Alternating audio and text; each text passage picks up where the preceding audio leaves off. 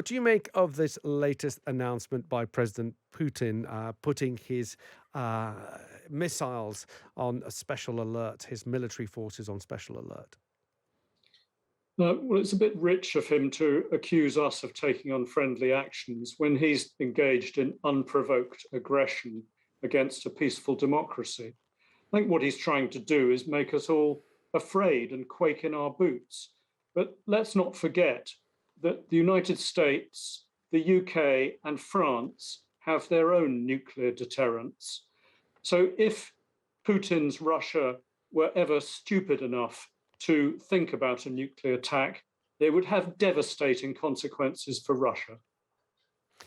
How much does that play on the minds of all the leaders that you just mentioned? President Biden, Prime Minister Johnson, President Macron, and everybody else? Because it's all very well saying that we're going to impose these sanctions, but this was always a card that we knew that President Putin was likely to play. Yes, but it's a card that he really can't play. He can make threats, he can put weapons on alert, but he knows perfectly well that if he were ever to use them, there would be those absolutely devastating, destructive consequences. And that is the nuclear deterrence, which has kept the peace all through the Cold War and continues to keep the peace because everyone knows what those huge consequences would be. Mm-hmm. Do you welcome the news that negotiations look like they could be taking place between Russia and Ukraine? We've been told recently, just now, the video, that on the Belarusian-Ukrainian border, we could see delegations meeting to negotiate.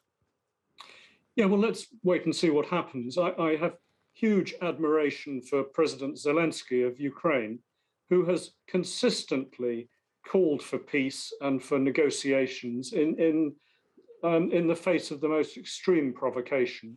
And if there is a diplomatic way of finding a peaceful solution, then all the better. But I can quite understand why the Ukrainians would not want to troop off to the capital of Belarus, which has been aiding and abetting the Russian invasion. And being a diplomat yourself, how do you sit down and seek diplomacy whilst the person you're negotiating with across the table is bombing your cities? And also not just that, but if some reports are to be believed, and of course we don't have verifications first, but Russian soldiers are accused of breaking international treaties, of attacking civilian targets when they said they would only be concentrating on military targets. How do you sit across the table and rely on diplomacy when that is going on in the background? Of course, it is extremely difficult, and it has destroyed any trust which we have in President Putin and what he and the Russian leadership have to say. I think what any state has to do, is the sort of things that President Zelensky is doing.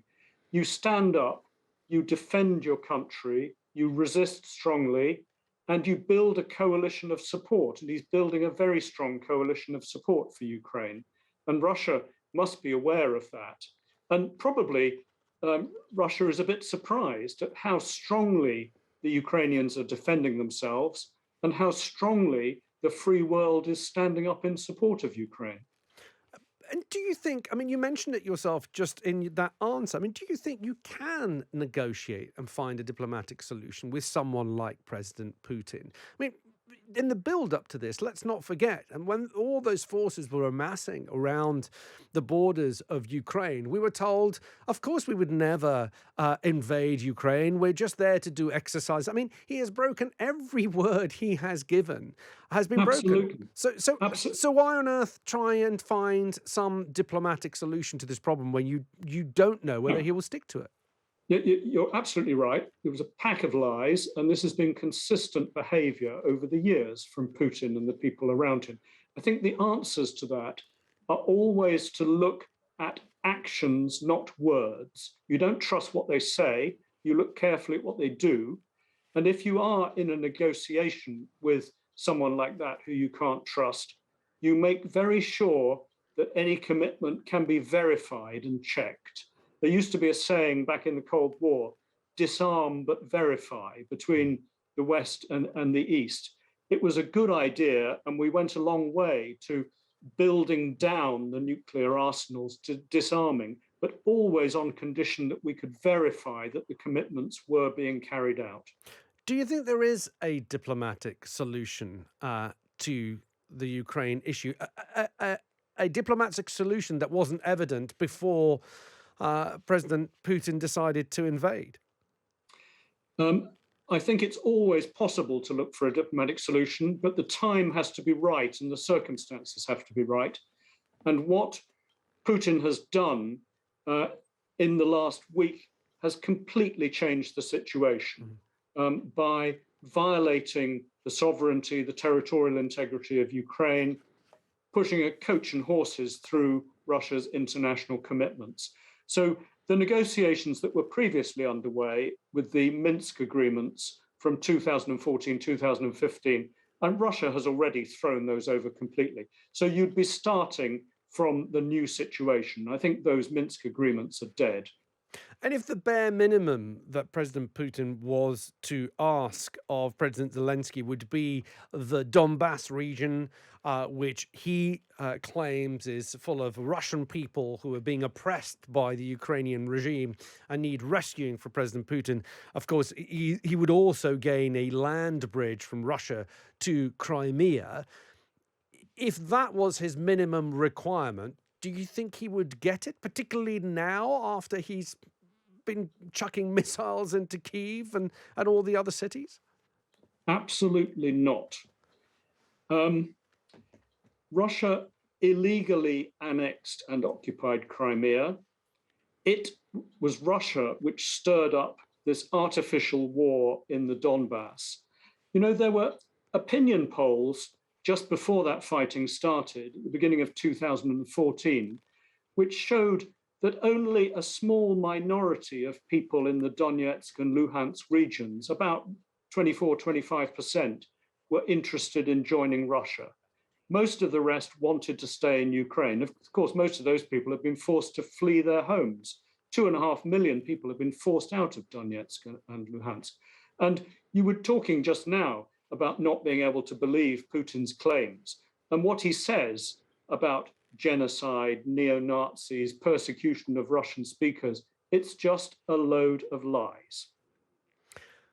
I want to finish off by getting your personal view and your feelings. You spent 4 years as a British ambassador to Ukraine. You've also spent time in Russia with your diplomatic posts, also under the Soviet Union. Looking at what's happening now, how does that make you feel? I feel extremely sad. I think it's heartbreaking to see this war going on, the loss of life, the injuries, the destruction. I was fortunate to live in Ukraine when it was at peace, traveled right across the country. I've been in Donetsk and Luhansk and Kharkiv and all these places that are now in the news. I've talked to Ukrainians from right across the country, whether their first language is Russian or Ukrainian. In fact, most of them speak both. And the vast majority of those people feel a very strong attachment to Ukraine, to the independence of Ukraine.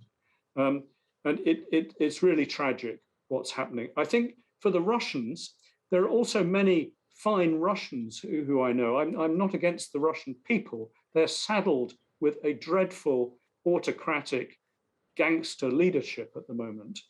But Russia really has a post-imperial hang-up after the end of the Soviet Union. It was Putin who said in 2005 that the end of the Soviet Union was the greatest geopolitical catastrophe of the 20th century.